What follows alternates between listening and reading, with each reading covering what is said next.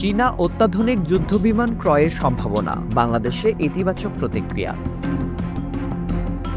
বাংলাদেশের প্রধান উপদেষ্টা ডক্টর মোহাম্মদ ইউনূসের সাম্প্রতিক চীন সফরের সময় প্রেসিডেন্ট শি জিনপিংয়ের সঙ্গে বেশ কিছু গুরুত্বপূর্ণ বিষয় নিয়ে আলোচনা হয়েছে। এর মধ্যে চীনের চতুর্থ প্রজন্মের যুদ্ধবিমান জেড-এনসি ক্রয়ের বিষয়ে আলোচনা উঠে আসে। বাংলাদেশের জন্য এই যুদ্ধবিমানটি কতটা কার্যকরী হতে পারে সে সম্পর্কেও ভাবনা প্রকাশ করা হয়েছে। প্রতিবেশী দেশগুলোর সামরিক সক্ষমতা বিশ্লেষণ করলে বাংলাদেশ এখনও আকাশ প্রতিরক্ষা ব্যবস্থায় পিছিয়ে রয়েছে। বিগত ১৫ বছরে দেশের স্বৈরাচারী শাসনামলে সামরিক বাহিনীর জন্য উল্লেখযোগ্য কোনো আধুনিকরণ হয়নি। যদিও বাংলাদেশ বিমান বাহিনী কিছু প্রশিক্ষণ ও পরিবহন বিমান সংগ্রহ করেছে, তবে এর মধ্যে কোনো যুদ্ধে সক্ষম বিমান অন্তর্ভুক্ত হয়নি। অন্যদিকে প্রতিবেশী দেশগুলো যেমন ফ্রান্সের তৈরি রাফায়েল মাল্টিরোল কমব্যাট এয়ারক্রাফট নিজেদের বাহনে যুক্ত করে তাদের সামরিক শক্তি বৃদ্ধি করেছে। বর্তমান সময়ের পরিস্থিতি বিবেচনা করলে বাংলাদেশের নতুন প্রজন্মের যুদ্ধবিমান সংগ্রহ এখন অপরিহার্য হয়ে দাঁড়িয়েছে। বিশ্লেষকদের মতে চীনের তৈরি জেড-এনসি একটি অত্যাধুনিক মাল্টিরোল ফাইটার জেট, যা আকাশ ও ভূমি উভয় লক্ষ্যবস্তুতে আক্রমণ করতে পারে।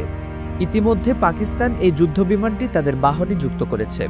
অনেকেই জেড-এনসিকে ভারতের বাহনে থাকা ডেসল্ট রাফায়েল এর প্রতিদ্বন্দ্বী হিসেবে দেখছেন, কারণ মিসাইল বহন ক্ষমতা এবং অস্ত্রশস্ত্রের দিক থেকে জেড-এনসি রাফায়েলের সাথে তুলনাযোগ্য। গতির দিক থেকেও রাফায়েলের ১.৮ ম্যাক গতির বিপরীতে জেড-এনসি প্রায় ২ ম্যাক গতি তুলতে সক্ষম। আরেকটি বিশেষ সুবিধা হলো রাফায়েলের তুলনায় চীনা জেড-এনসি প্রায় অর্ধেক দামে পাওয়া যায়, যা বাংলাদেশে এই বিমানটির কৃতিত্বের বড় কারণ হিসেবে বিবেচিত হচ্ছে। বাংলাদেশ ও চীনের সরকারিভাবে জেড-এনসি ক্রয়ের বিষয়ে আনুষ্ঠানিক কোনো ঘোষণা না হলেও বিভিন্ন গণমাধ্যমে প্রকাশিত তথ্য অনুযায়ী চুক্তিটি ইতিমধ্যেই সম্পন্ন হয়েছে। ডক্টর ইউনূসের চীন সফরের মতো অন্যান্য সামরিক চুক্তির মতো এটি গোপনীয়তার সঙ্গে সম্পন্ন হয়েছে। যদি সবকিছু পরিকল্পনা অনুযায়ী হয় তাহলে খুব শীঘ্রই বাংলাদেশের আকাশে উঠতে দেখা যাবে চীনা জেড-এনসি। তবে বিশেষজ্ঞরা মনে করছেন চতুর্থ প্রজন্মের এই মাল্টিরোল যুদ্ধ বিমানটি দেশের সামরিক বাহিনীতে যোগ করতে হলে বিপুল ব্যয়ের প্রয়োজন হবে এবং এটি চীন ও ভারতের মধ্যে উত্তেজনা সৃষ্টি করার সম্ভাবনা রয়েছে।